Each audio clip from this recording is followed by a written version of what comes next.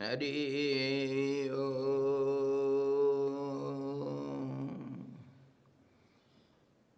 Shri Ganeshaya Namaha. Om Yatah Sarvani Bhutani Prativanti Stitani Cha Yatrevo Pasamamayanti Tasmai Satyatane Namah.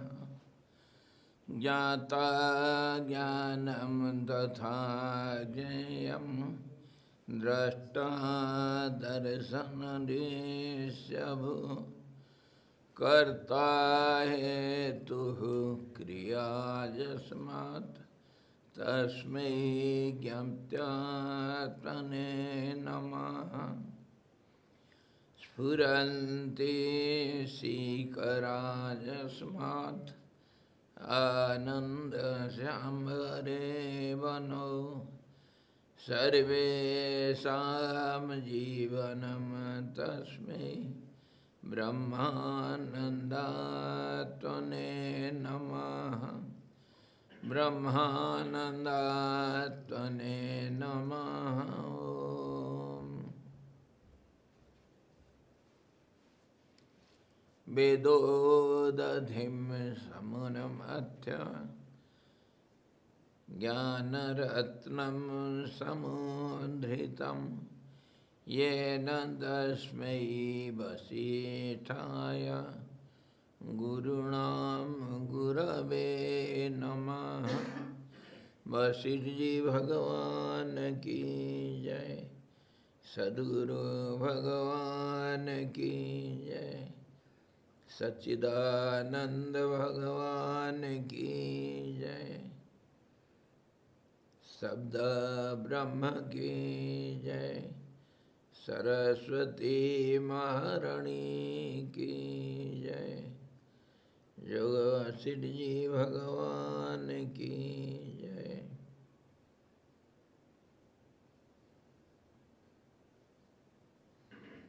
Hari Om.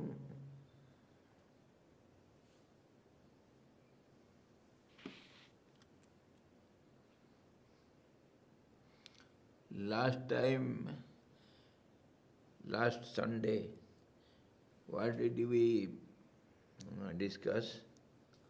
We were talking about whether people had any decision over how they could live their life, or if it was all dictated to them already. Whether the individual being is independent or dependent. Any individual being, has he anything to do with the universal being? Whether the universal being is dependent or independent. All these points we were discussing, isn't it? Our Krishna ji, Ramji heard this question and we could not discuss it fully, 100%. We had discussed it up to some extent, and today we shall see. The question was,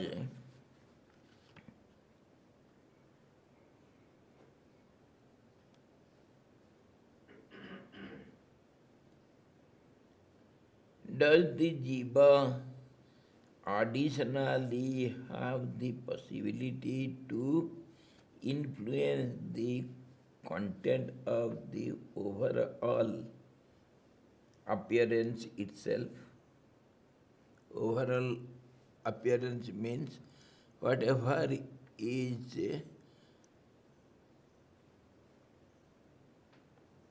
whatever is, say, made by the universal mind, what is not under the control of individual mind or individual being, have, has the jiva have the possibility to influence the content of the overall appearance itself? Or is the role of the jiva only restricted to the mental interpretation of the overall appearance?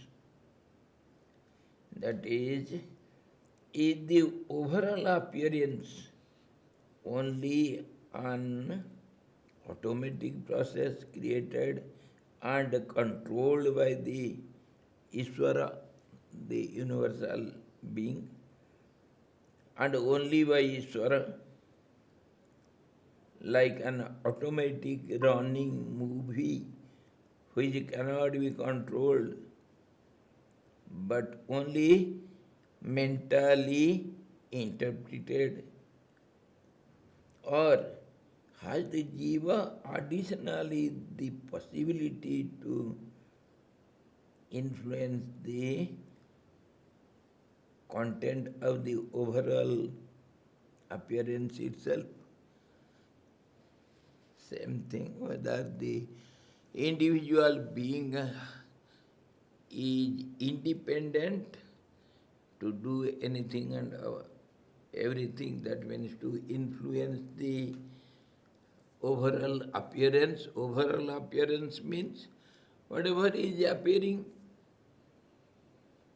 which is not yet influenced by the, or cannot be influenced by the individual being.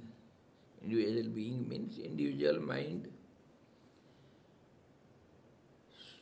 So essentially we can take it as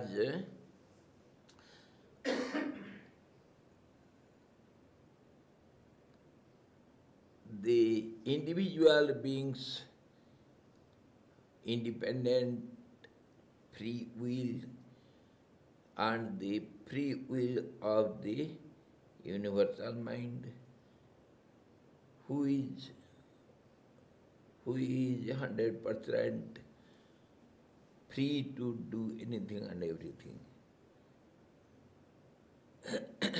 This was what we were discussing, and he further goes, in other words, if we say that everything, overall appearance, is a play of energy, can the jiva only interpret the dance of the energy or also control the dance itself? Did you get the point? Has the jiva anything to do on the appearance, or it has to only interpret, means perceive and accept it as it is? What is the difference? What is the reality? So we had already discussed up to some extent, and today we shall see the basic point is, if there is a question, then there will be answer. If there is a question, then there will be an answer. So are these two facts independent or dependent? Simple question, the basic question. Did you get my point? Did you get my point? No.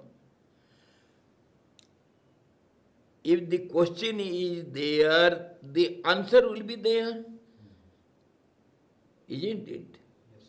Whether the question is dependent of itself or independent by itself. Is it dependent on the answer or the question is independent of itself? How do you take it? Independent. Isn't it? Dependent on the answer. Surely. When two will be there, there starts from there the relativity starts. Two means one is dependent on the other. This is the basic principle. If one absolute one without a second exists, then it is 100% independent. There is nothing, nobody else to be dependent on the second. There is no question. But as the moment two starts, then there will be dependency. If you say this is independent, the first one is independent, then how can it be independent? It is independent because of no dependency.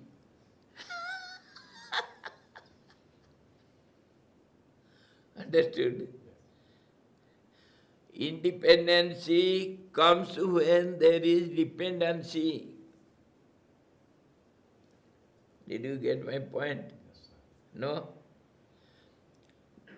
When you talk of independency, side by side, you are comparing it with dependency, then only we can say it is independent. Understood? So the question is there means there nobody is independent. And as per the basic principle we can say question is dependent on the answer and answer also is relevant or dependent on the mode or the nature of the question or the style of the question. It has to be dependent on the question. So both are dependent on each other. Both are dependent on each other. So if you think of the real independency, then that is the absolute silence. Or else, if you start talking, you are dependent on so many things. So, if there is individual being, we are discussing of individuality and universality, naturally it is, nobody is 100% free. They are relatively dependent on each other.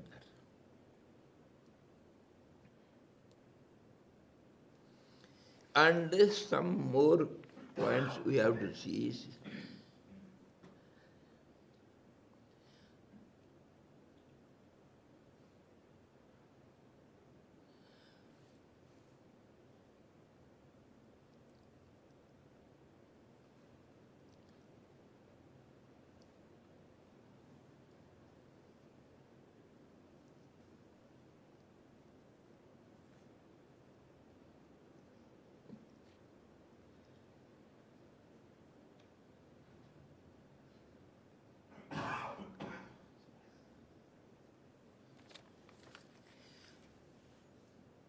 Last time we had stopped on the point because it was time. We could not discuss on the definition of jiva. How do you define jiva? Individual mind or a being. How do you define it?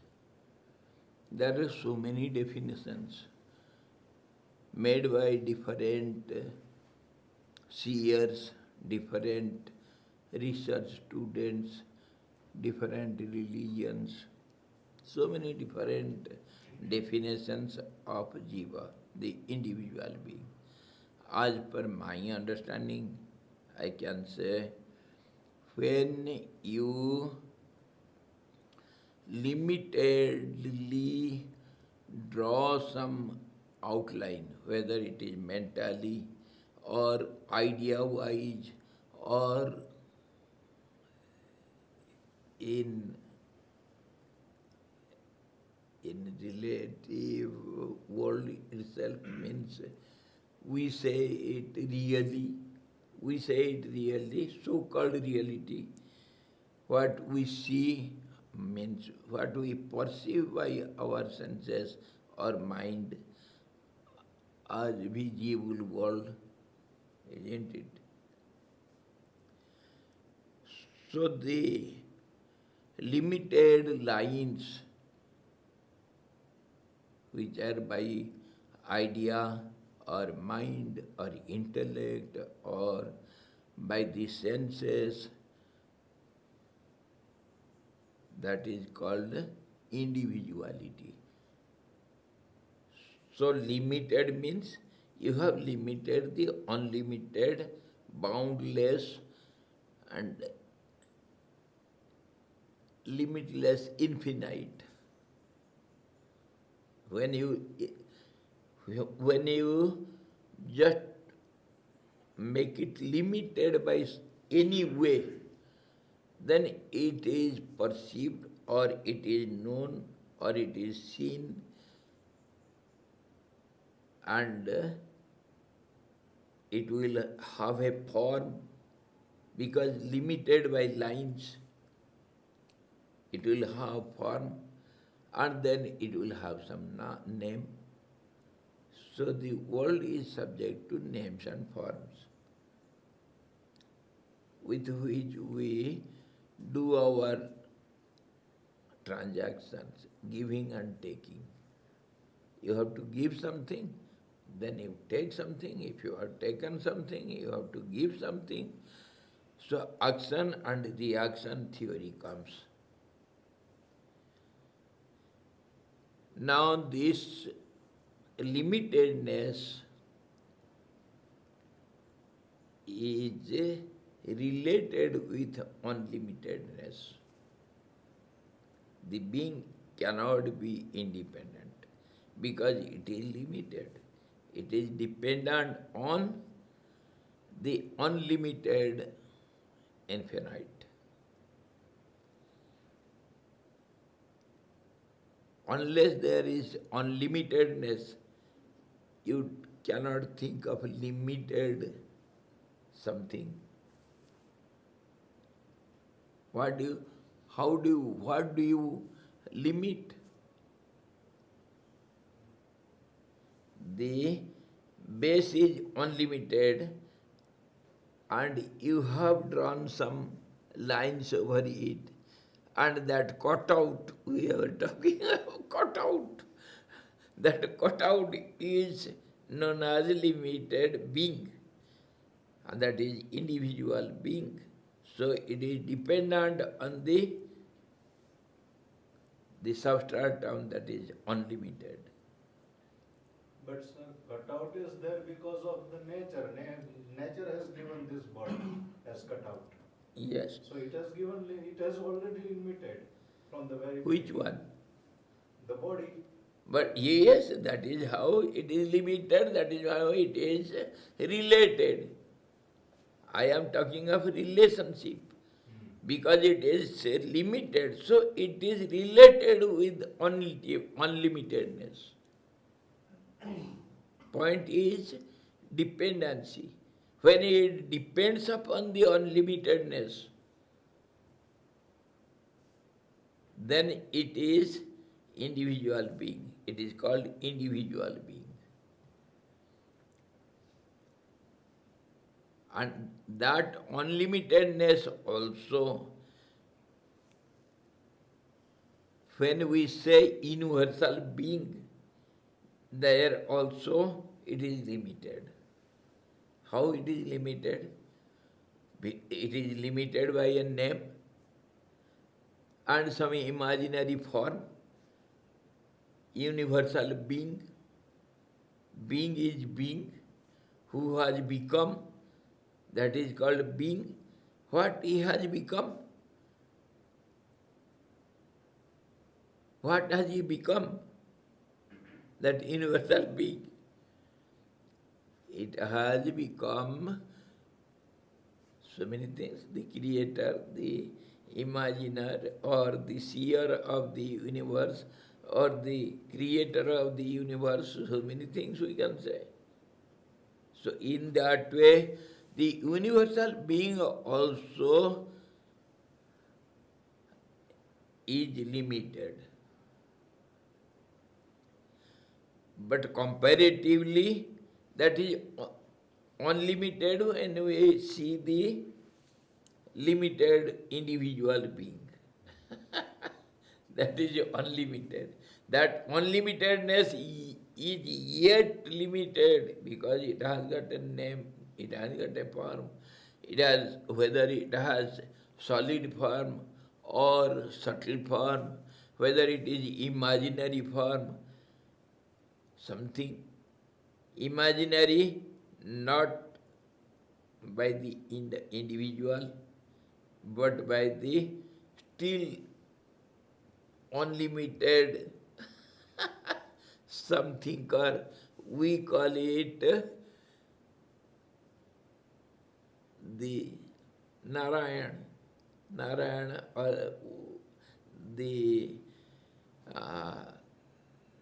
Lord Vishnu, who is always sleeping in the ocean, in the water, the essence of the water. When we come to the essence of the water, that is some solidity of water, and from there the lotus blooms. Lotus means the bloomed bud, or the blooming of or projection of expression of the solid form of liquid water. Kamal means lotus, means it is grown on the mud or the clay inside the water. That is this solid essence of water. If you keep some water, ordinary water, in a bottle for some time, afterwards you see there will be some solid form of something in the bottom of the bottle. That means that is the dot of the water, and because it is a big lake or ocean, so there will be something settling down in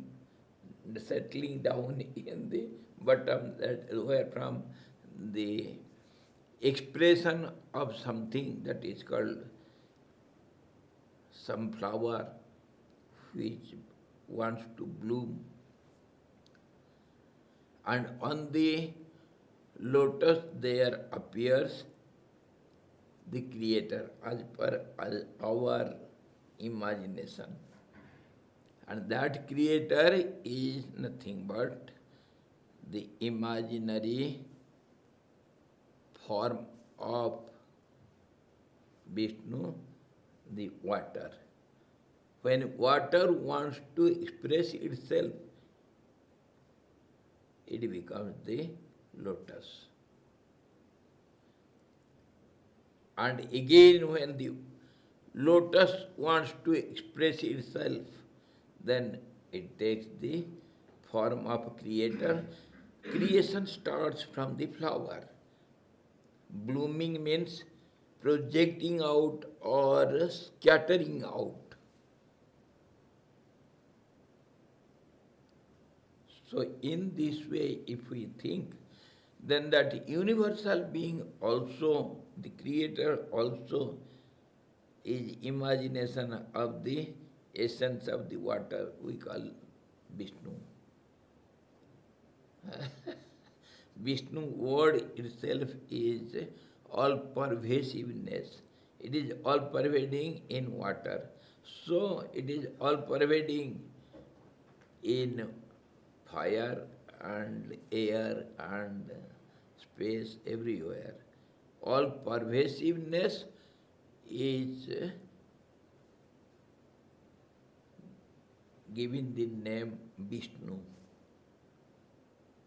which is present everywhere. In water also. So the essence of water, when it takes some name and form in solidity, then it is the creation, as we see our earth and earthly beings, and also other forms. Other forms means, if we go to the theory of nebula, how these stars and our planets, subplanets, and other forms are created. That nebula, in the very beginning, it was some gaseous mass, and gas means it is water is there, air is there. Of course, you may say oxygen or hydrogen, they are independent gas, they are not dependent on water. When they mix together with this particular ratio, then water is formed, isn't it? So vice versa is true. Water also is dependent on oxygen and hydrogen. Oxygen also is dependent on water also. So in this way, what I mean to clarify you, the universal being which we call creator, he is also created by some other being. And in that way, if we go on finding the absolute root, where from all these phenomena starts, then we go to our same formula, what we discuss every day almost, directly or indirectly, by some language or other. So the absolute, which has got no name, no form, beyond speech, beyond expression, absolutely silence, the absolute equilibrium, which can be without a second, and which is ever present, which is independent of time, space, and conditions. It is never conditional. And from there, all this starts, and it starts with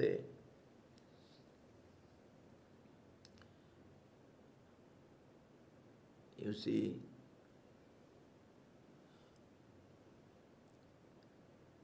the starts means the creation starts.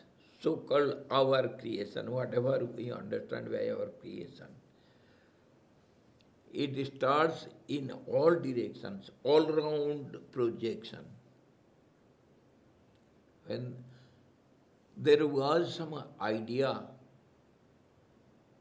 which is not dependent on time, space and conditions, situations.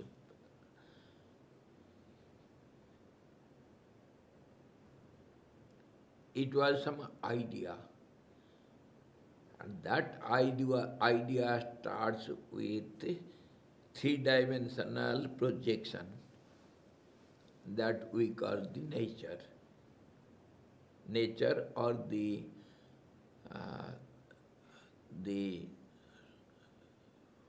universal energy, supreme energy, absolute energy, we name it something.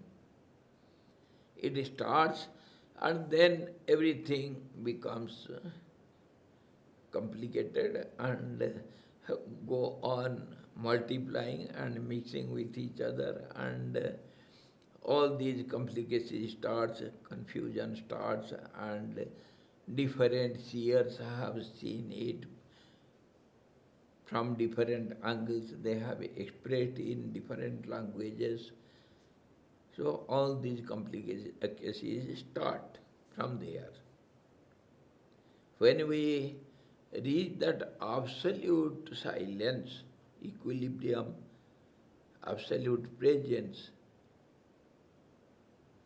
there all these questions are not at all seen. No question. And that sometimes we say the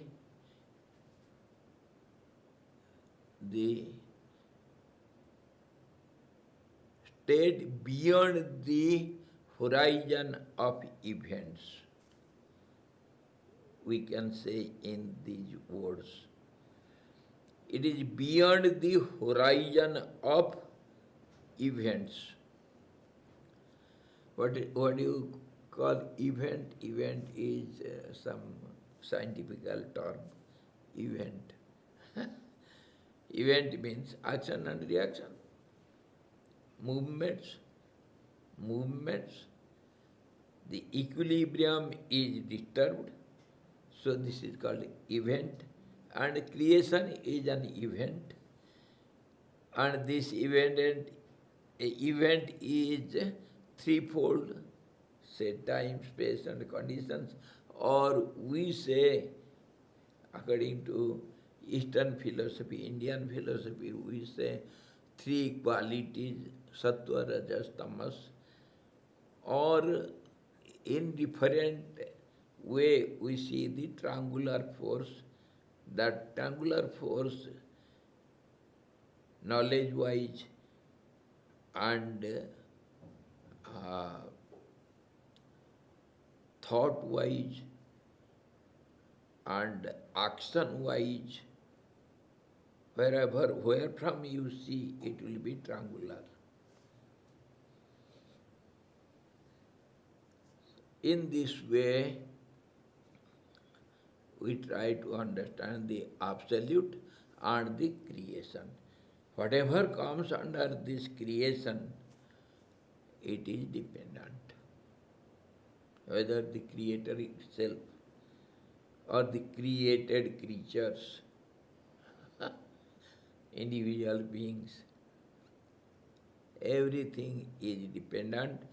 So now coming to our point, whatever we see, that is, according to our Ramji's language, it is overall appearance. We say visibility or the names and forms, whatever we perceive by our senses and mind, etc. Overall appearance.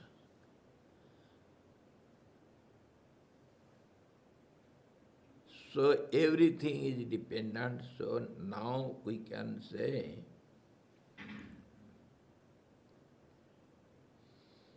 we can come to the theory of action and reaction, karma theory. Then we can have still more clarity. Karma theory says somehow the starting of karma is there. Nobody knows where from, since when, nobody knows. That means creation starts. And if you ask, we have only one answer. It is created as before. Unsolved answer. How did creation start?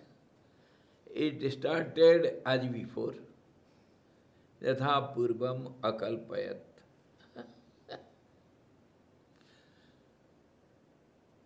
Because it is beyond the understanding of human mind. So we have to say like this.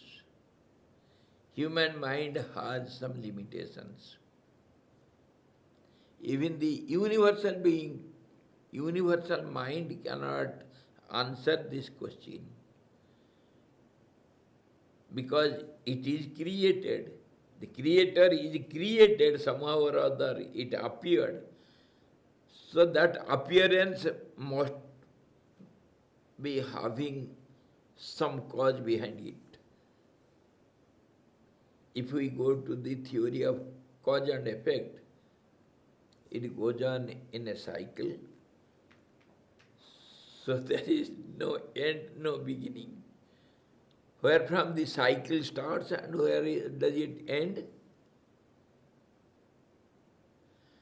When you are in the cycle, then there is no starting, no beginning. It is. You have to accept it. It is beyond our imagination. So we have to answer the question, when did it start, how did it start? So the only answer is, it started as before. That is how the cycle of creation goes on. Eternally. Nobody knows where from, how, when it started and where will it end. So coming to our karma theory, if it is started, then the action will have reaction or cause will have effect. Okay? Somehow we have to accept it is started. And when it is started, then it will go on unendingly. It has to go on endlessly. That is called in cycle. Time repeats itself. Everything is repeated in this way because it is going on in a cycle. So now, karma will have its result, the reaction will be there for the action. So these reactions are seen from different angle of laws and different dimensions, different seers have given their vision from different angles with different language. So our language goes karma theory as there will be some accumulated karma from the beginning because it is as before. So there will be some amount. Okay? That is called sanchit, accumulated. It is accumulated from before. Don't ask when, No question. So it is sanchit karma. We call it sanchit, accumulated amount of impressions. Karma is seen from different angles, the visible action and reaction, and its a subtler state of action is known as the impressions or memories,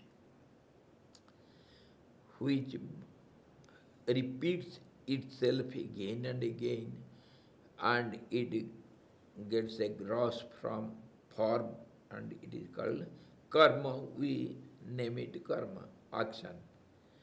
Before action, it was some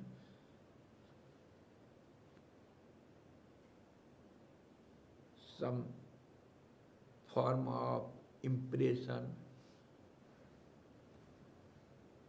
or the memory. We may take it as information,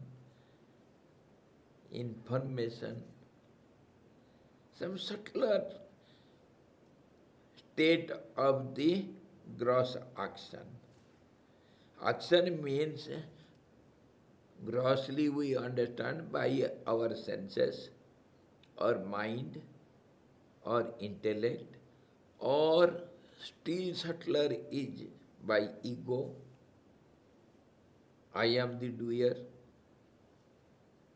In this way, when it comes to the sense level, these ideas or informations, they want to multiply when they get favorable conditions. They want to multiply. Why? Why they should multiply?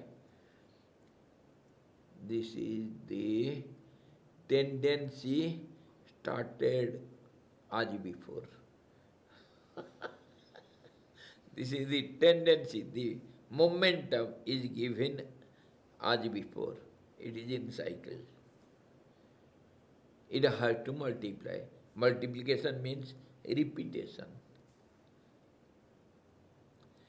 So, it gets multiplied by the help of senses or mind, or intellect, or the ego.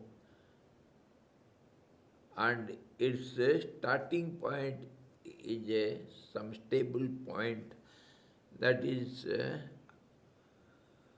in the form of seed. We call it chitta, the subconscious mind,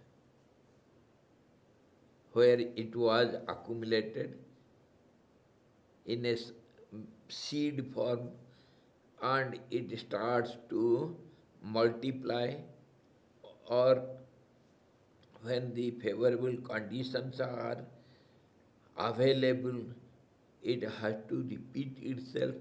The seed wants to become many seeds. So it has to go through the process. The same action becomes a reaction by the help of, through the process of time, space and conditions. So in this way, these impressions or memories,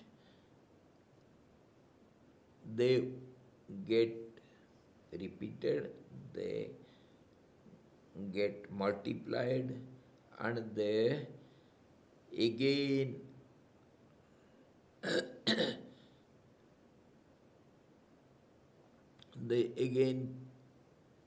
deposit some of their subtle impressions on the particular store of seeds or the impressions, and then they wait for again multiplying.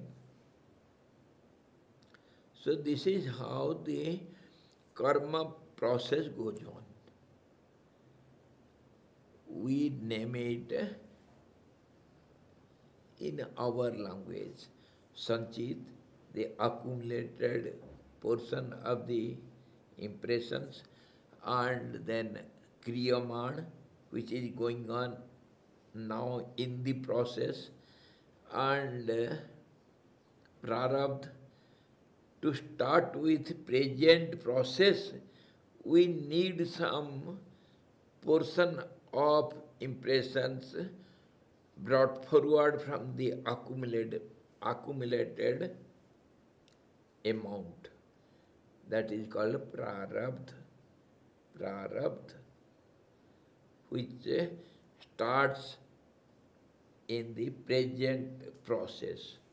Present process is the lifestyle, life process of every being, not only human beings, every being. It is dependent on the previous brought out amount of impressions from the past. So nothing is independent here. Even now you are doing something, you are visualizing some names and forms, or doing some actions. It is motivated by previous impressions or ideas. It is prompted by, it is forced by, motivated by, influenced by the previous brought out amount of those impressions. So Prarabdha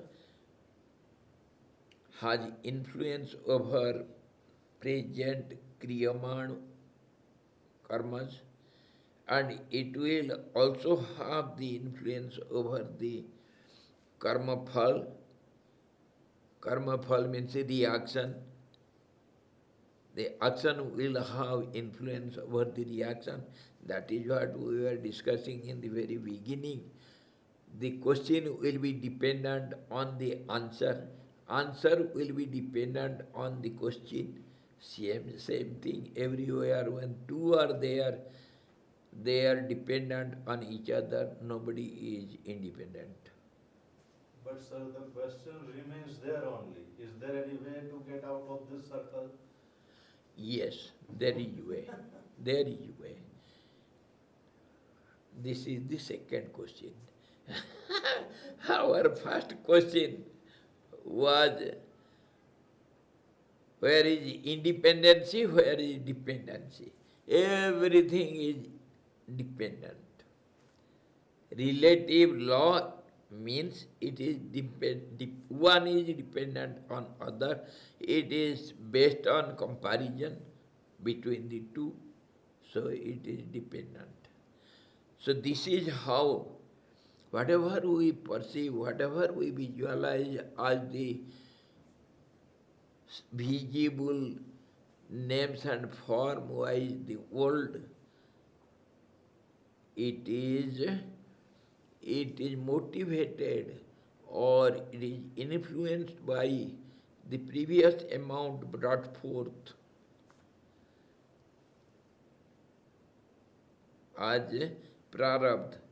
So the way to get out of it, you see, when there is some force working in a circular form,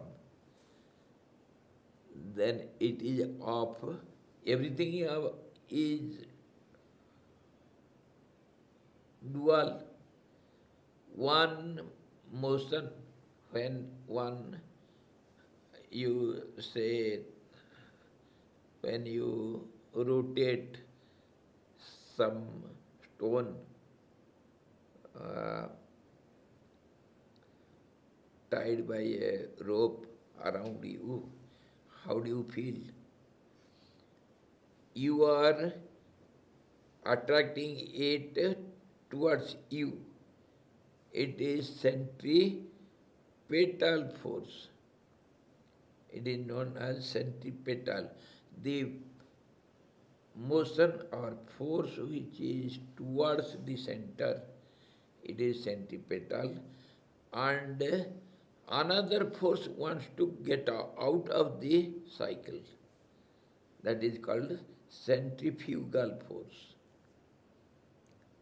Understood now? If two persons, two children, they catch hold of their hands and go round and round,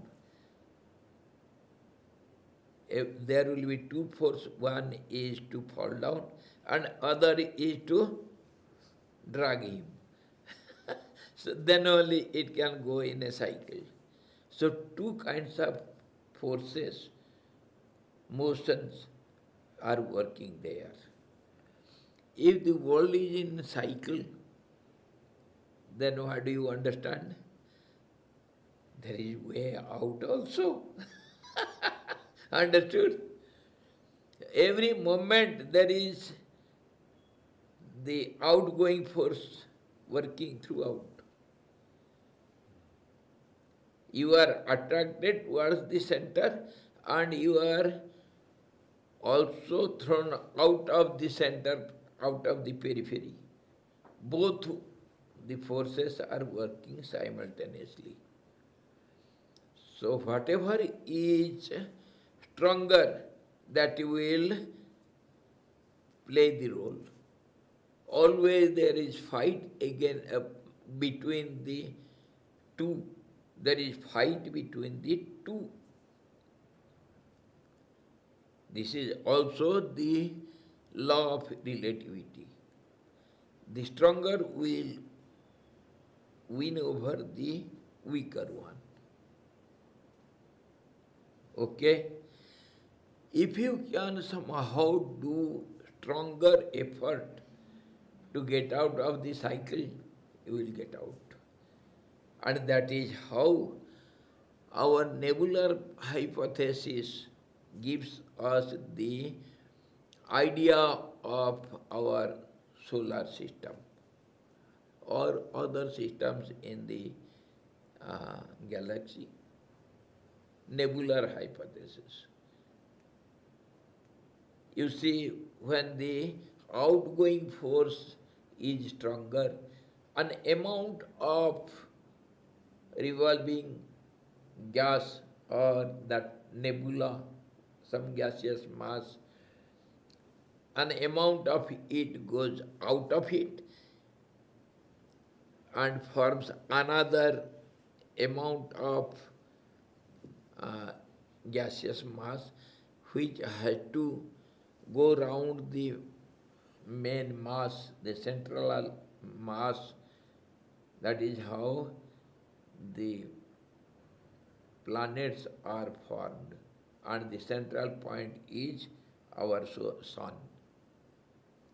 And by the force of time and changing process, they get solidify, and now our present Earth and other planets and subplanets, their subplanets are also with them. Subplanets are also taken out from the main planet and they go around it similarly by same law. So, if this is possible, why can you not get out? This is the way. That means the prarabdha, your destiny and your self-effort, they fight against each other just like two bulls or two sheep or two lions. The stronger will win over the weaker one. So if your self-effort is more, it will be more in the course of time and your effort. It is not all of a sudden. On this basis only Lord Krishna says to Arjuna in Gita, Bahuna Janmanamante Jnanavan Mam Prapadyate. So if you want to get out of this cycle, then start doing satsanga daily, little by little. And in the final race, you will win over and you will get out of the cycle. Now you are the winner, final game is over, you go your home, taking the shield. You are the winner of the cup. Okay? But it is a league match. You have to go on playing with every party and you have to be winner. Again and again, again and again. This is called continuous self-effort. Here, independency and dependency both are going side by side. Don't ask, am I free to do some self-effort? Don't ask such question. Am I free? Am I free to do some self-effort? Because there also karma theory works. Yes. So both way, little by little. This is how our lifestyle goes on. Little by little, all these impressions and all these memories are accumulated and it has become a big pile, big mountain of accumulated impressions, lives we have to go through to adjust all these. How can you adjust? It is going on multiplying every moment. It is endless. So the only way is to set fire or put some bomb, atom bomb. Blast it. That is only possible by the absolute will. It is not in our hand. In this case only we say, O Lord, thy will be done. When we have nothing to do.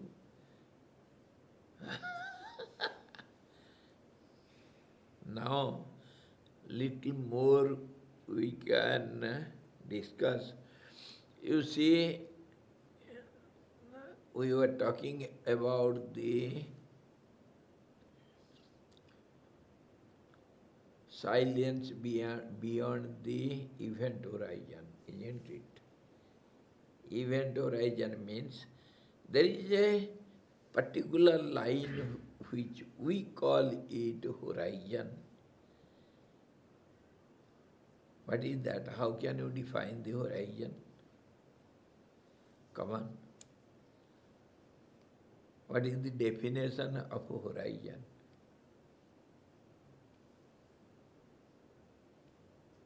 Point which after you go past, nothing comes back. गुल क्या कहता है? देखो dictionary. देखो यार अशोक जी. What is the definition of horizon? And there will be many definitions. We cannot rely upon one definition.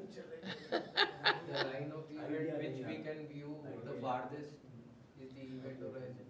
Yes, of course. Line Of up to which we view can view. Yes. the farthest line. View means events, vision. So beyond that, Our view doesn't go, but they might be. so it is beyond our imagination. Swamiji, the general definition which is given by Boogaloo for horizon is the line where the earth and the sky appear to meet. Appears to meet, yes. That is earthly definition.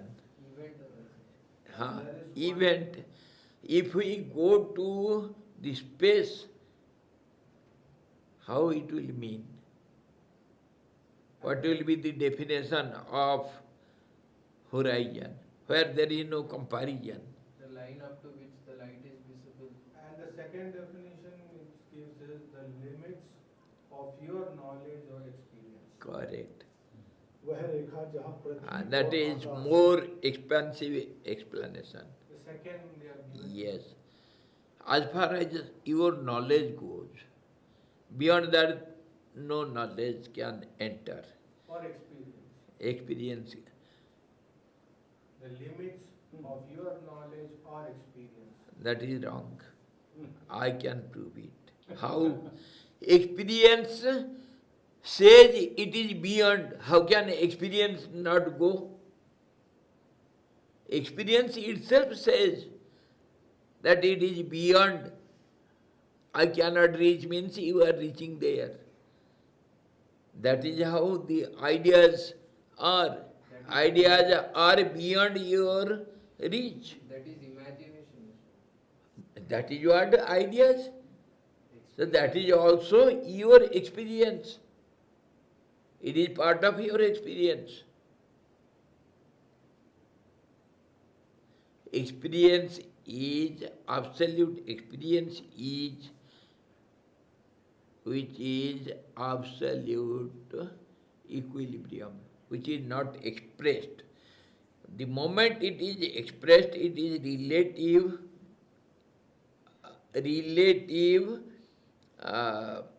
experience. Sometimes experiences are expressed which is colored by or influenced by other facts and figures. You see, the moment we want to express our expression, we take the help of our feelings, our visions, and sound, and language. All these we need. Say body language or verbal, audible language, sound. All these are the helping hands to express the experience. So the experience is impure, it is mixture now. The pure experience cannot be expressed. The moment you want to express, it is dependent on your expression way. How do you express? But Swamiji, experiences are the past and the present, not about the future. Imagination can go in the future or the Yes, yes. So experience is not the imagination. Imagination also the subtlemost expression of the experience. Subtlemost expression of the experience is known as imagination or ideas. Then comes our solid form of 5 elements, and they go on mixing with each other, and then all these solid names and forms which we visualize. First comes ideas. I have to express. Swamiji, on analytically, if we say even the imagination, analytically if we say, even the imagination also we can say it could be because of the past experience. Yes, why not? Otherwise, then how the data is not there, then how something will appear as a visit, whatever it appears. Just as before.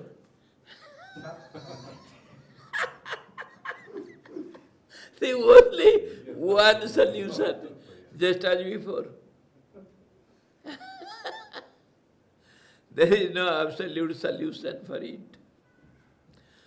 So now, coming to our horizon, beyond horizon is beyond our knowledge, and we know the knowledge is of two types. That is what now we are explaining.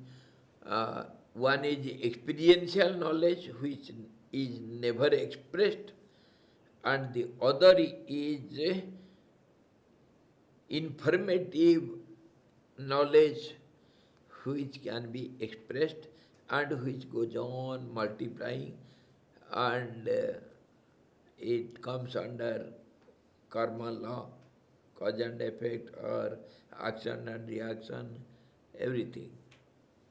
This informative knowledge, it is subject to enhance or multiply. So whatever we know, we go on enhancing it, multiplying it, growing it, isn't it? Knowledge is subject to growth.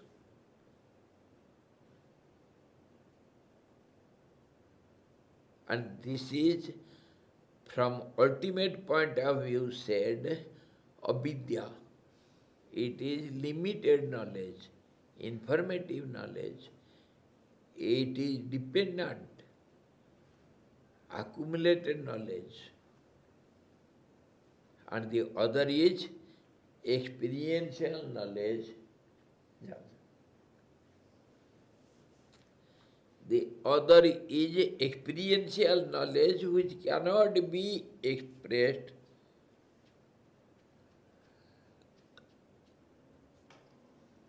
That is only experienced and that is never expressed. That is stable, it is absolutely silence, and that is called the sambit, according to our language, sambit, thorough knowledge, complete knowledge. After completion, there is no more growth. Understood now? Growth is possible when it is not completed. And that is complete knowledge, which is called experience. And incomplete knowledge can be expressed by some means, through some means. So on the other hand, can we also take that the incomplete knowledge is nothing but, as Swamiji says, Our worldly knowledge. So previously Swamiji used to say that taking the equation 7 plus 3 is not equal to 10, you are doing 21, and everyone is doing, one is doing 7 plus 3 is 10, instead of that he is doing putting 11, and someone is putting 15, someone is putting 16. So it is multiplying, but it is rest is Yes. incomplete knowledge. Yes. Incomplete knowledge is subject to growth. Complete knowledge cannot grow.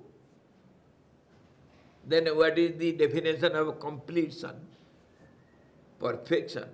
To become one. One with. Yes, to become one with the Absolute, where there is no more growth nor perfection, no more desires, nothing to achieve, nothing to lose. That state is called perfect or complete or Purnam, totality, whole totality. And that we name as the absolute truth or Brahman, or name it as you like, that is only a name. We don't go for it. Say, for example, when you have not yet tasted what is the taste of honey, try as much as you can to explain what is honey. Your explanation, your expression will be limited, it will be haphazard. When you taste it, That taste cannot be expressed 100% perfectly. You have to take some help of some medium, some means to express. So, some language or some examples or something. So that will be not perfect experience. You have to take the help of some language or your so-called previous some ideas. It must be like the syrup of sugar candy. Must be something, but it is not complete. Unless and until you taste it, you cannot know what is the taste of honey. Try your level best to express it or to get it from others or explain to others from your information from books or from somewhere. Whatever is there, everything is incomplete. So this way, that the state beyond horizon of events, that is, we name as the absolute truth, which is beyond our vision, whether it is in the space or on the earth plane or on some basement, as you take it. The horizon, beyond horizon means where our knowledge cannot reach. That's all. Our informative knowledge cannot reach. Then starts our experiential knowledge. That is silence. The absolute silence, which is not at all dependent, no events, no question, no answer, no time, no space, no conditions. That's how we call it the unconditional.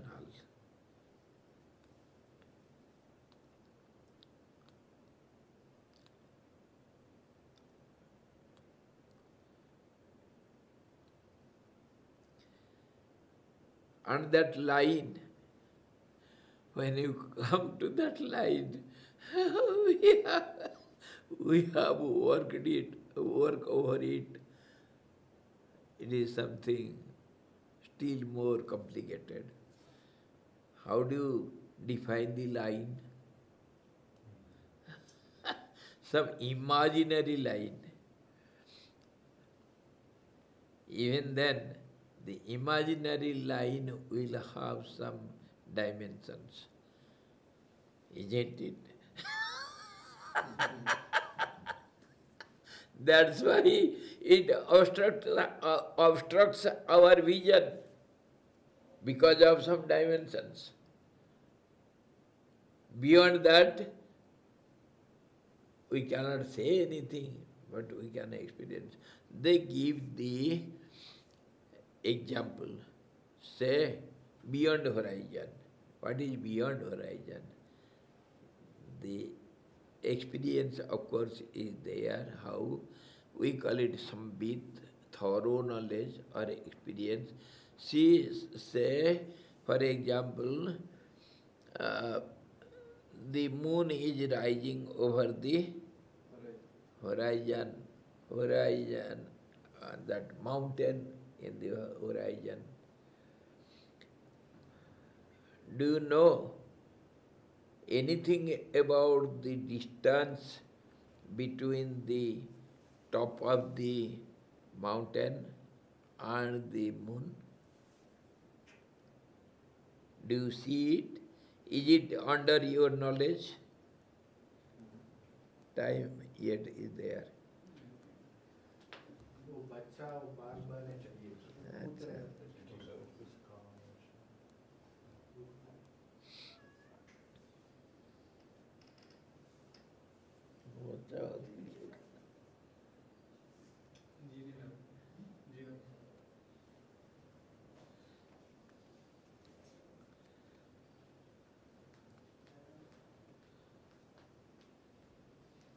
They give the example of sambit. How do you define sambit? Sambit is thorough knowledge or experiential knowledge which cannot be expressed. So this is how they explain. You see, beyond that mountain, your vision is obstructed, isn't it? You cannot visualize what is there behind the mountain. And what is the distance between the mountain top and the moon? All of a sudden you see the moon. There is a gap between the mountain peak and the moon, isn't it? So what do you think about that? It is there, but you don't know anything. Your knowledge is obstructed there, isn't it?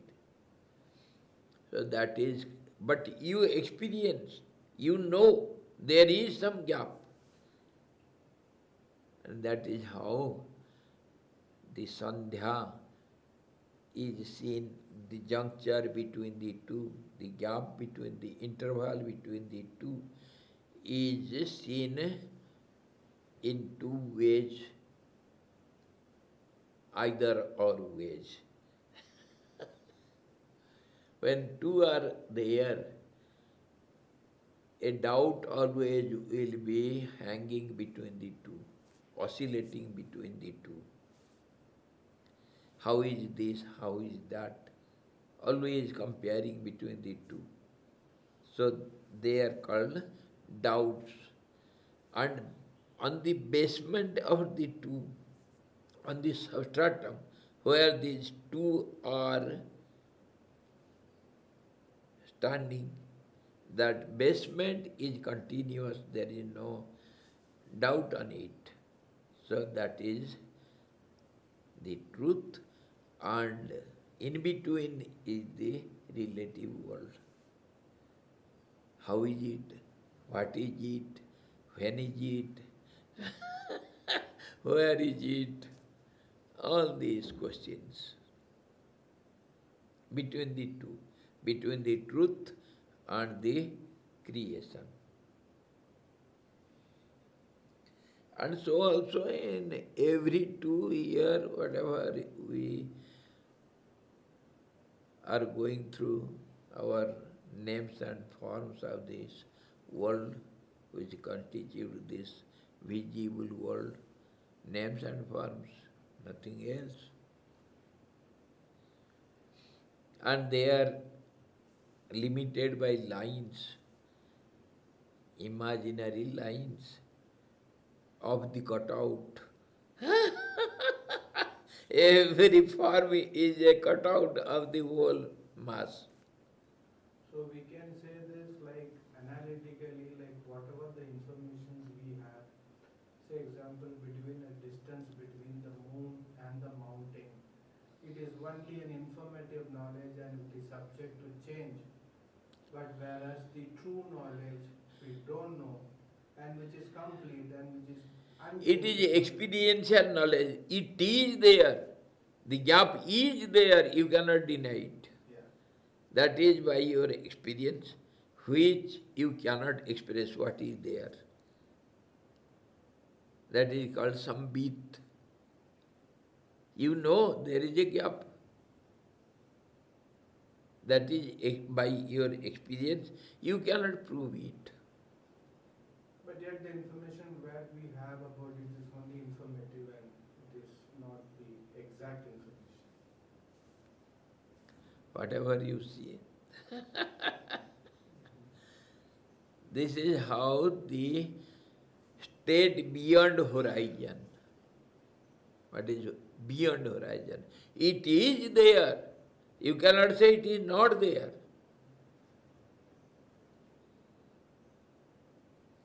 That's why you are telling beyond horizon. There is something beyond. What is that? Unexpressible. Isn't it? That's how the definition goes. It is beyond your knowledge. The limit of the knowledge, beyond which there is no knowledge. That means this knowledge is informative and relative, which is obstructed by that horizon line. And if it obstructs, something is obstructing, and it has a name, it will have a form. So whether it is imaginary or with a solid name or form, that is out of question. It has to have dimensions. Swamiji, it might be also possible that what we are seeking, like the unknowing, the knowledge which we find out that this is that, but the time we reach and the time we know, it might change after that. That is what it is, subject to change every moment. What is called moment also we don't know. Moment can have also fractions, and time is beyond our understanding. How can you hold the meaning of time? How can you understand? It is something. It is something. That's why it is said to be overall controller. Samay bada valabhan re. It is the strongest fact as far as we know. Time controls everything. And time is space, space is time. When we see the space in fractions, it is called time. But time and space are two different entities. Huh?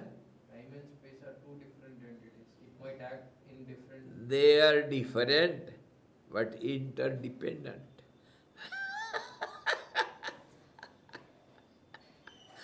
There you forget that relativity. If they are two, they are relative to each other. When you see the time, there is no space. When you see the space, there is no time. And both are dependent on each other. So, grossly we can say time is space, space is time. When space is divided and seen in different directions, dimensions, then it is calculated. That calculation is a changing phenomena that is called time, and thereby it controls the whole imaginary world system. Whatever you imagine, it is under time. Imagination means calculation, and it changes. So this changing fact, that is the cause for all our confusion, our ignorance. And when we look at synonymous terms of time, the mind is time, the energy is time, space is time, and relativity is time, and creation and creatures and creator and creation and creating process, everything is time only. and the creator has some independency, and yet it is dependent. It has to act according to time, but time cannot overpower the creator. This is something new fact before you. The creator is subject to time, but it is not under the control of time. See, the creator is as our president. President is the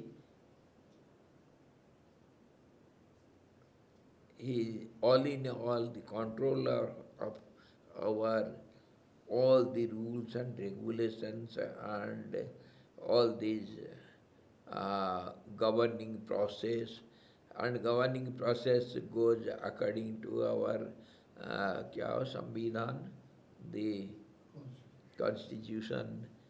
Constitution means constitution of law and order, some laws, and he is independent, yet he is dependent. Whatever he does, whatever his governance is, it is according to it, but yet it can do or undo anything and everything. Isn't it? No laws can bind him, regulate him, though he does everything according to it. Similar, the creator and the time. Time means laws and order. Everything comes under the time. And time is event, time is action and reaction, time is creation, dissolution, and the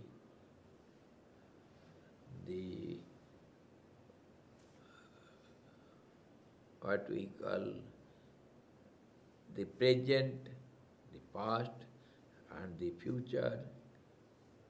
Everything is time. But the truth hides between the two, in the gap. It plays this game of hide and seek. It appears and disappears. In this way, it is all pervading, all present, and yet it gets invisibility. It disappears. So, this is how we can come to conclusion in the end. Whatever you think, whatever you can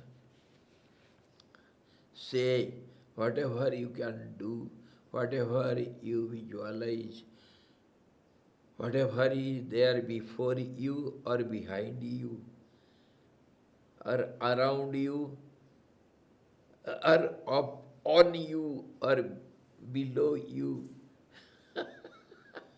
everything is subject to dependency. Nothing is independent. Nothing is independent. But yet, there is dependency in independency, and independency in dependency. They are interrelated, intercooperated, interacted, intersupported. This is how to.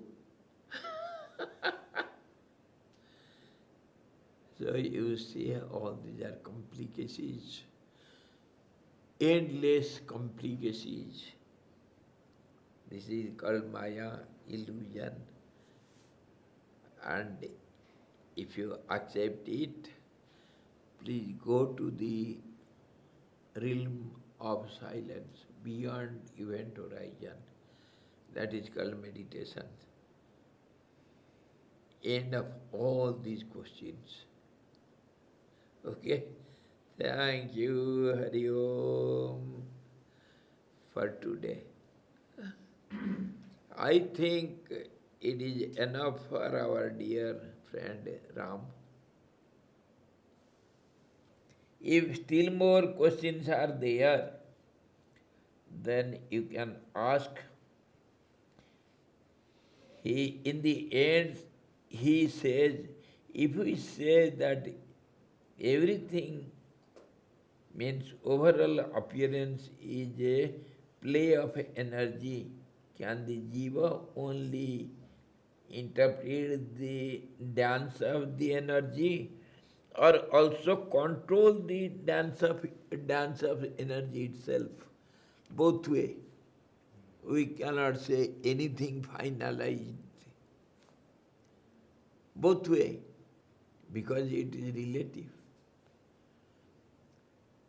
So, it has a kind of influence, that means the individual jiva. It can influence also the energy, play of energy, and it cannot also. Both way we have to see. So the only answer is silence, truly speaking. But to persuade you and to delude you, we can give some answers. For your consolation's sake, we can give some answers. But truly speaking, honestly, there is no answer to it. Individual being also is the effect of energy. Energy means action and reaction. Energy means cause and effect. Dualism, the opposite of each other two. So how can you finalize the match as long as there is not one? The match winner will be one only, not both. If there will be equal, what do you say, equal scores, time or equal scores, yes, result, then there will be super over. And if that is also not finalized again, and they will bring some other laws, they will see the plus point and minus point. Someone will be the final winner. So you have to come to one only. Till then you have to go through the process. The league match will go on. Okay? Final is in the end. One will be cup winner. In this way, question and answer go on endlessly. When the question stops, the answer stops. And answer is brought forth from the question, and question is brought forth from the answer. Both are dependent on each other. When you put some question to other to judge his knowledge, then you know the answer first, and from the answer you make the question. That is how the question makers, our teachers, they do, isn't it? They have the answer beforehand.